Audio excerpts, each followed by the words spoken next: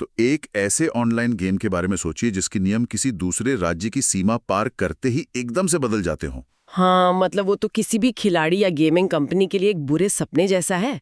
Internet की तो कोई भौतिक सीमा होती नहीं है। बिल्कुल।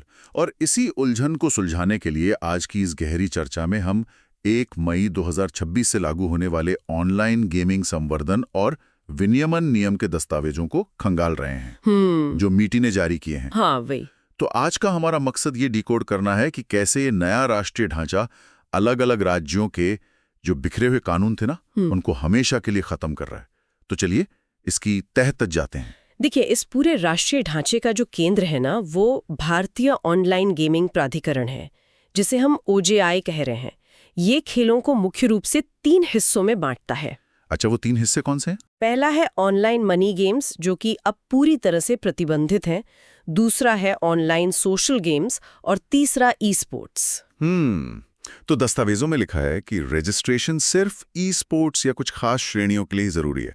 मतलब ये OJI किसी सख्त रेफरी की तरह काम कर रहा है जो तय करेगा कि कौन सा गेम किस लीग में खेला जाएगा। हाँ, एक तरह से आप इसे इंटरनेट की बॉर्डर कंट्रोल एजेंसी समझ सकते हैं, जो स्मार्टफोन में गेम इंस्टॉल होने से पहले उसका डिजिटल पासपोर्ट चेक कर रही है। सही है। लेकिन यहां मुझे एक बड़ी उलझन है। मतलब गेमिंग तो मुख्य रूप से तकनीक और मनोरंजन का हिस्सा है ना, फिर इस OJI में वित्त, गृह, INB और खेल जैसे इतने सारे अलग अलग मंत्रालयों को क्यों शामिल किया गया है? क्योंकि गेमिंग अब सिर्फ बच्चों के मनोरंजन तक सीमित नहीं रह गया है। आज इसके तार बहुत ही जटिल वित्तीय धोखाधड़ी से जुड़े हैं। मतलब वो मनी लॉन्ड्रिंग वगैरह। बिल्कुल, मनी लॉन्ड्रिंग, सिंडिकेट्स और युवाओं में जो गेमिंग की लत बढ़ रही है, वो सब इसमें शामिल है। अब सिर्फ एक तकनीकी मंत्रालय से तो ये उम्मीद नहीं कर सकते ना कि वो सीमाओं के पार फैले इतने बड़े वित्तीय नेटवर्क को ट्रैक करे। हाँ, ये बात तो है। उसके लिए वित्त और गृह मंत्रालय की विशेषज्ञता चाहिए ही होगी। सही कहा। इसलिए ये बहुआयामी दृष्टिकोण बहुत जरूरी है।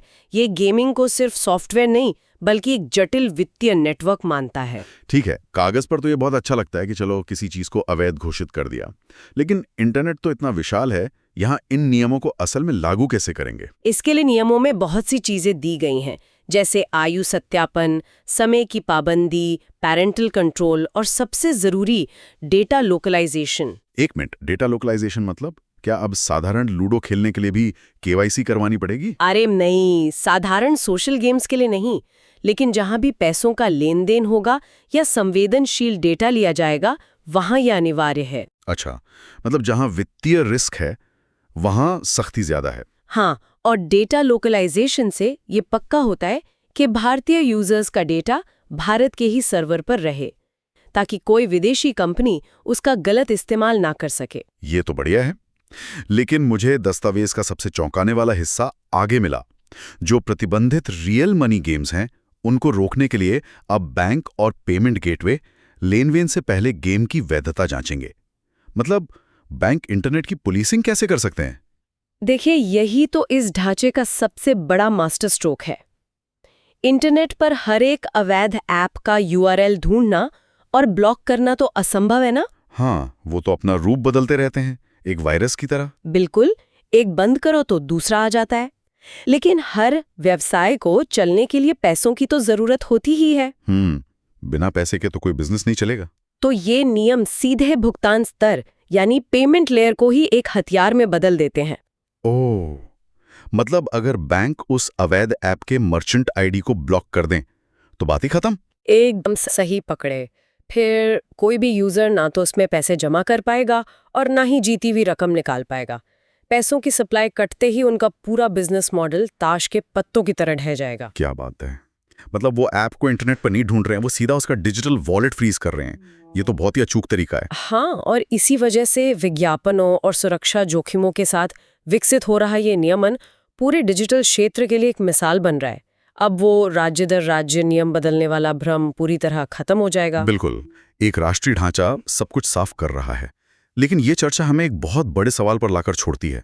जरा सोचिए, अगर किसी पेमेंट लेयर या वित्तीय गेटवे का इस्तेमाल अवैध गेमिंग स्टार्टअप्स को खत्म करने के लिए इतने सटीक तरीके से किया जा सकता है, तो आगे क्या? हाँ, क्या भविष्य में इसी रणनीति का उपयोग इंटरनेट की दूसरी डिजिटल सेवाओं या प्लेटफॉर्म्स को पूरी तरह से नियंत्रित या बंद करने के लिए किया जा सकता है। जब इंटरनेट का कंट्रोल सीधे पैसों के प्रवाह से जुड़ जाए तो इस डिजिटल दुनिया का भविष्य कैसा होगा, ये वाकई सोचने वाली बात है।